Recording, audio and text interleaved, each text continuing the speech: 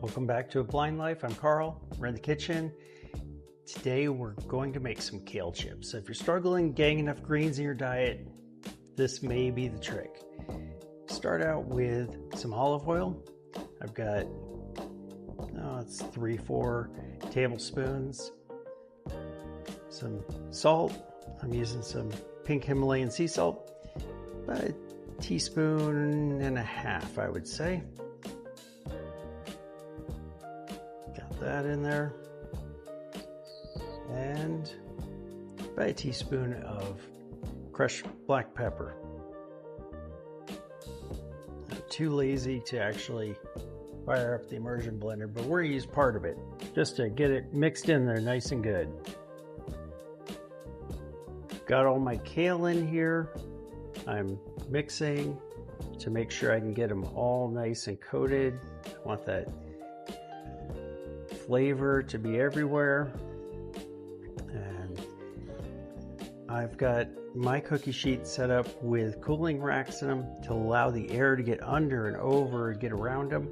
Lucky we have a convection oven. If you don't worry, it's still going to work and you get great kale chips. But you may find you got to move them around a little bit in your oven if you don't have a convection or don't have the convection on. I've got my oven set to 350 degrees Fahrenheit. I should have figured out what Celsius was on that, but I didn't. So do your own conversion. And I'm going to cook them about 10-15 minutes per side. Halfway through, after about 10-15 minutes, I'm going to pull these out and I'm going to flip them so that I can make sure and get them crispy on both sides, even that side facing down. Ooh, these are looking good and coated. I think we're almost there, ready to lay them out. When you lay them out, you have to be patient. You've got to leave space between them. If you want them crispy, don't crowd them. If they're touching and whatnot, they do not get crispy.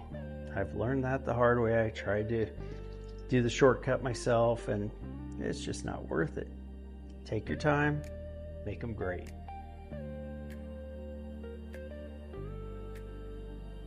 We're all set to put them in.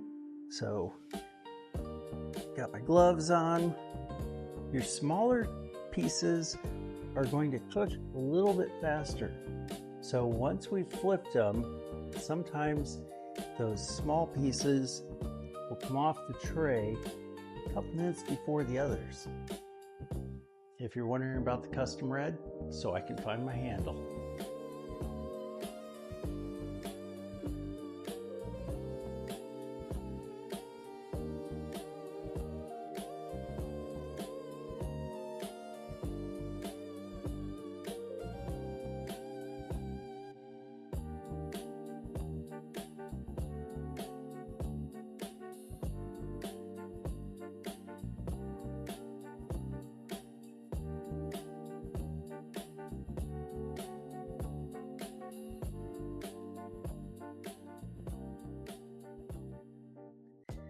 Your bigger pieces take longer. Your smaller pieces will be done first.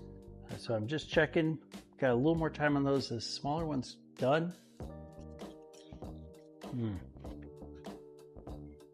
Perfect crunch. These things are addictive. Put this back in. Let those big pieces have another just minute or two. We're set.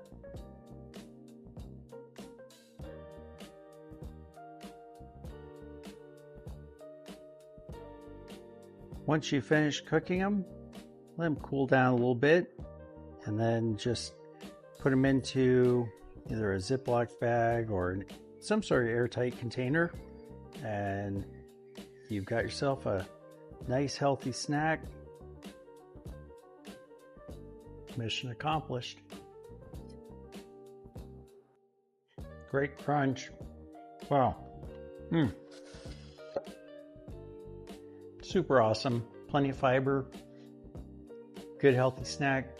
If you're on a low sodium diet, decrease the salt, obviously, but wow, great stuff.